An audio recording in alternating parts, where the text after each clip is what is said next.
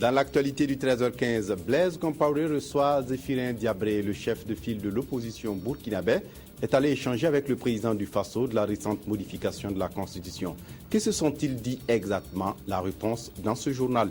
Et puis, ce jeudi 14 novembre, c'est la journée mondiale contre le diabète. Objectif, permettre aux acteurs de santé de souligner l'importance du dépistage. Au Burkina Faso, la journée est commémorée sous le thème de la protection des enfants. Mesdames, Messieurs, bonjour et ravi de vous retrouver. Mais d'abord, toutes nos excuses pour ce léger retard dû à des problèmes techniques. Le chef de file de l'opposition burkinabé, Blaise Compaoré, Zéphirin Diabré, accompagné d'une délégation d'opposants, est allé échanger ce matin avec le chef de l'État. Au menu des échanges, des sujets relatifs à la politique et naturellement sur le Sénat, l'opposition burkinabé persiste et signe. Le refus est catégorique. Zéphirin Diabré au micro de Karim Namouanou. L'opposition a réaffirmé qu'elle ne voyait pas l'opportunité du Sénat dans notre pays. Ce Sénat qui est proposé est inutile pour nous. Il est en plus budgétivore et plus grave, il sème la discorde à l'intérieur des populations burkinabées. Et quand c'est comme ça, c'est mieux d'oublier ce genre d'idées-là qui divisent un peuple. Le reste dans le journal de 20h. Le Burkina expose les résultats de ses recherches à la faveur de la tenue des 6e assises du comité régional de pilotage précédé de la 2e réunion de synthèse des missions d'appui. Une journée dénommée Journée du Burkina a permis ce mercredi aux experts de la CEDEAO et aux acteurs du monde rural du même espace communautaire de partager quelques résultats du travail des chercheurs, innovateurs et inventeurs du pays.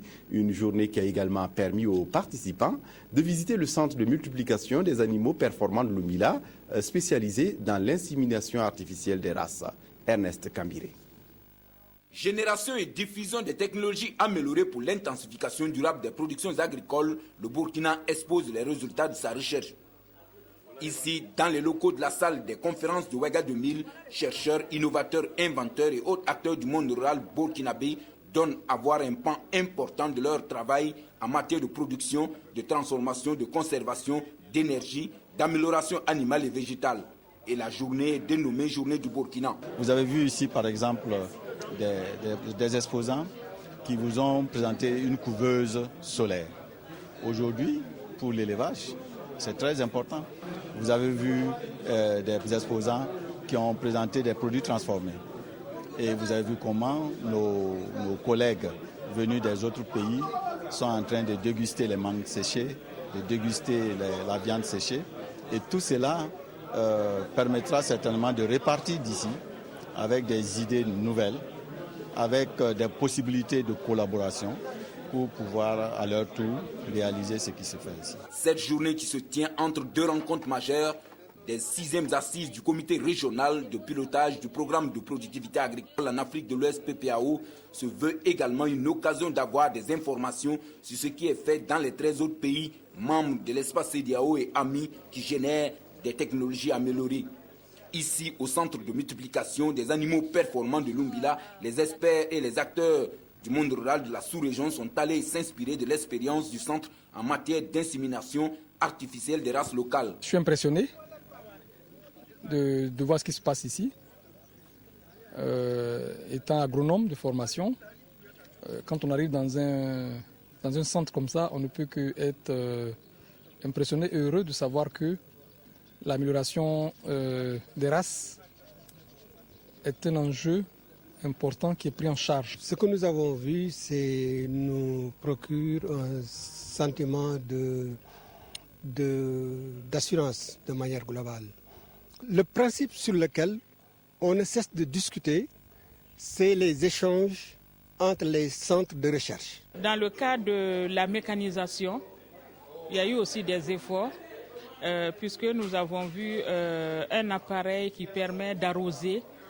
En pédalant, on s'assoit pour pédaler. J'ai beaucoup apprécié tout ce qu'on a vu au niveau de l'exposition. Entre visites de stands d'exposition et de réalisation sur le terrain, les experts de la sous-région ouest africaine présents à Ouagadougou ont pu prendre le pouls de la marche du PPAO Burkina le temps d'une journée. Je vous le disais en titre, ce jeudi 14 novembre, c'est la journée mondiale contre le diabète. Objectif, permettre aux acteurs de santé de souligner l'importance du dépistage. Au Burkina Faso, la journée est commémorée sous le thème de la protection des enfants. Plusieurs facteurs expliquent l'émergence de la maladie, une alimentation trop sucrée, trop grasse, le manque d'activité physique. Lazare Pouya.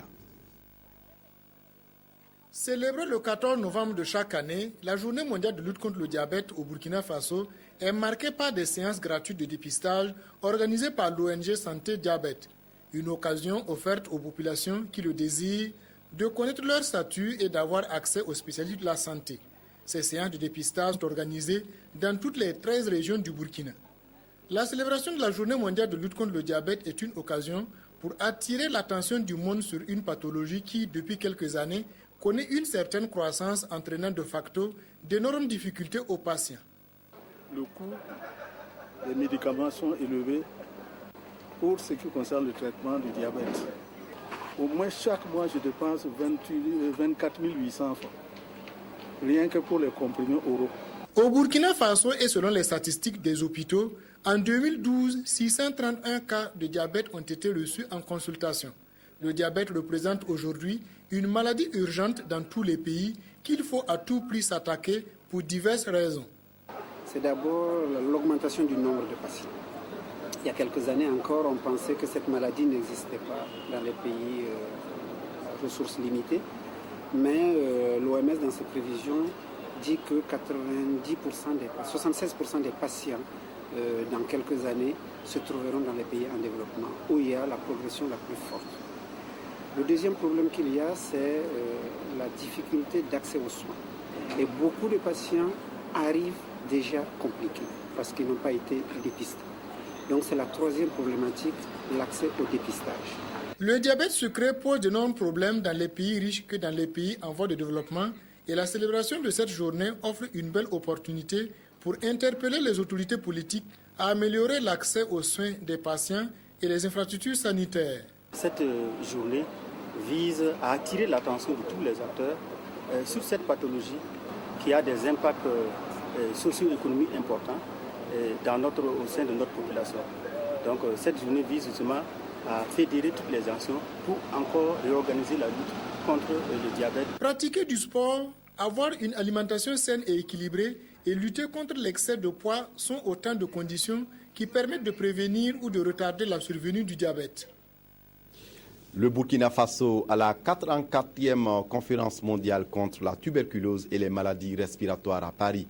Du 1er au 4 novembre dernier, dans la capitale française, le Burkina a insisté sur les acquis et les perspectives en matière de lutte anti-tabac dans le pays. Nathalie Kaouri. À cette conférence, le ministre de la Santé a participé à un panel organisé par le département du contrôle de tabac de l'Union internationale contre la tuberculose et les maladies respiratoires.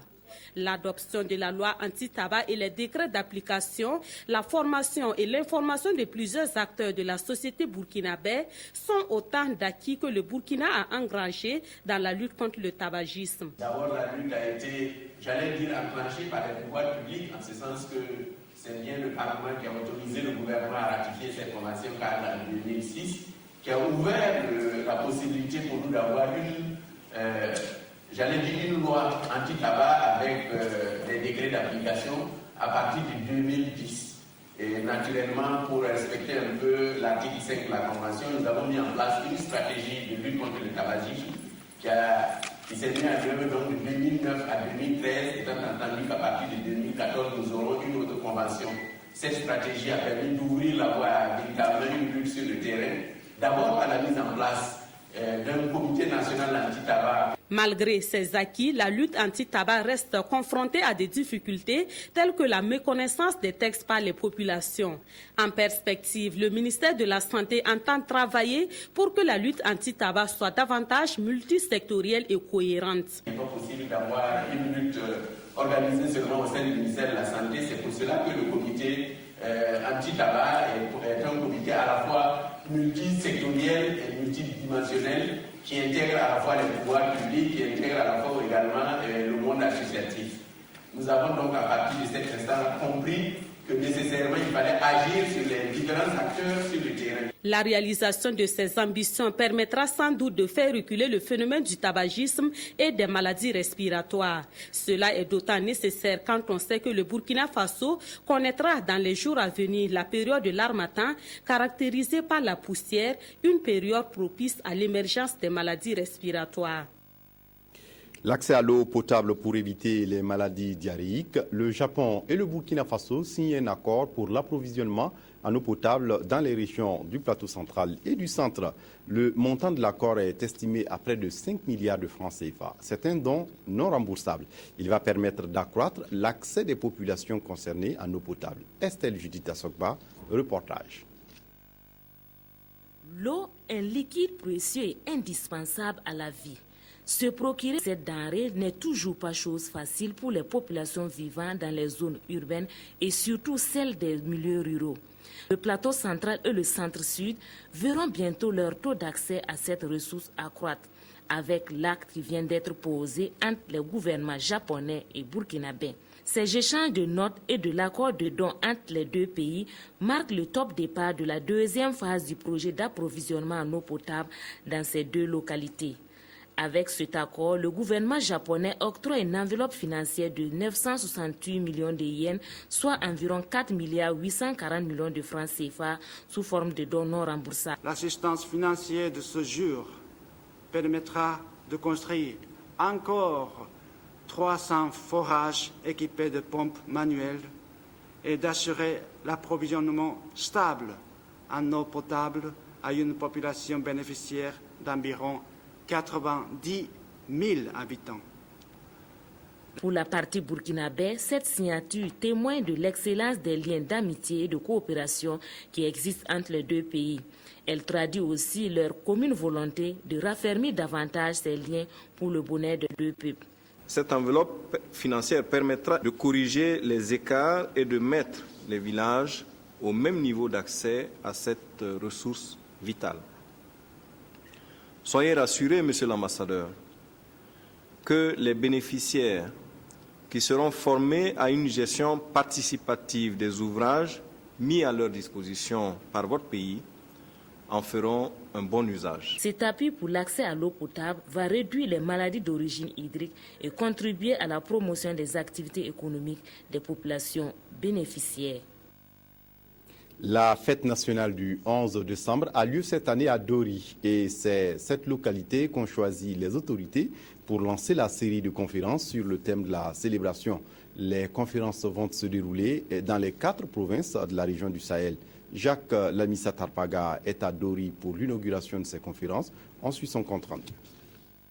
Cette conférence à Dori plante le décor d'une série de rencontres d'échanges sur le thème civisme et cohésion sociale, fondamentaux d'un développement durable dans les 4 provinces de la région du Sahel. Des conférences de sensibilisation sur les valeurs qui devraient guider chaque Burkinabé à participer efficacement à la construction de la nation. Ici à Dori, des esquisses de solutions sont exposées par le conférencier du jour, Amadou Diko. Il nous faut redéfinir un contrat social au cœur duquel le civisme, la tolérance, l'abnégation au travail, l'esprit de dévouement pour l'intérêt public, le respect du droit et de la loi en vigueur soient des comportements quotidiens. J'en appelle donc à une introspection individuelle et collective qui sera assortie d'une nouvelle perspective de changement de mentalité pour des actions nouvelles motivées par la justice, la solidarité, la fraternité et l'engagement pour la cause nationale. Pour cette première ALENEP de Dori, le public surtout jeune a répondu à l'appel et les jeunes n'ont pas été avares en question, en contribution, mais aussi ils prennent conscience de la nécessité d'un changement de comportement. Ce que moi j'ai retenu probablement est que le citoyen doit se battre au lieu de mener des actes qui amènent nos sociétés en retard. Ce qui provoque l'incivisme, c'est surtout le manque de travail, le chômage qui amène les gens à pratiquer l'incivisme. Il faut créer beaucoup d'emplois aux jeunes, surtout les jeunes qui sont à la quête du travail. Tant qu'ils auront du travail, je me dis que l'incivisme là, ça n'aura plus de place dans notre nation. La série de conférences sur le civisme et la cohésion sociale rentre dans le cadre des activités du 53e anniversaire de l'indépendance du Burkina Faso. L'idée est d'instaurer un dialogue permanent qui permettra de recueillir les contributions de l'ensemble des couches sociales pour arriver à bout de l'incivisme. Cette célébration s'appuie-t-elle sur ces valeurs en vue d'un développement qui réponde aux aspirations présentes sans compromettre celles des générations futures? Le choix du thème général nous invite à cultiver donc les valeurs du civisme, de cohésion sociale, de dialogue et de paix, et à les inculquer aux générations futures. Le dialogue est ainsi établi avec les populations et c'est un véritable satisfecit pour le comité d'organisation d'avoir réussi ce premier pas. Le 11 décembre à Dori s'annonce donc sur fond d'introspection et d'engagement de tous les Burkinabés pour un développement durable.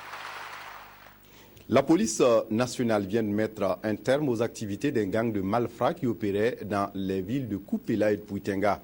Le butin de leurs différentes opérations a été présenté ce mercredi à la presse en présence de Isaïe Parkouda et de Anama Koulibaly.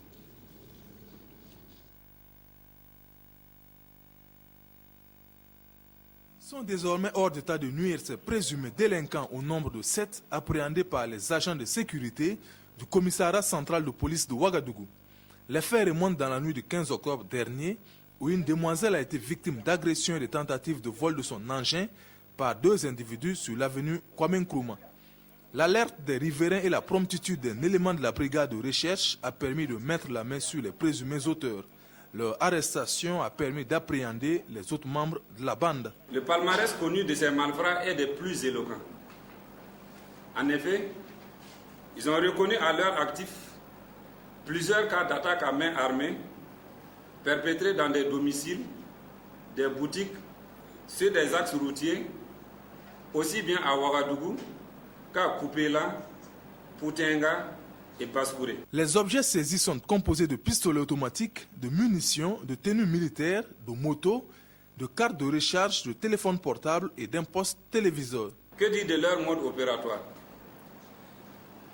Il varie en fonction de la cible. Une seule constante cependant, il appartient à chaque membre du gang d'identifier au préalable les victimes, les boutiques ou les domiciles à braquer, de réunir toutes les informations utiles, de définir le plan d'attaque et le nombre de personnes requis avant de passer à l'action. En cette période de veille des fêtes de fin d'année, bien, un élément qui finit en queue de poisson. C'est tout pour cette édition. Merci de l'avoir suivi. Très bonne suite de programmes sur la RTB. Au revoir.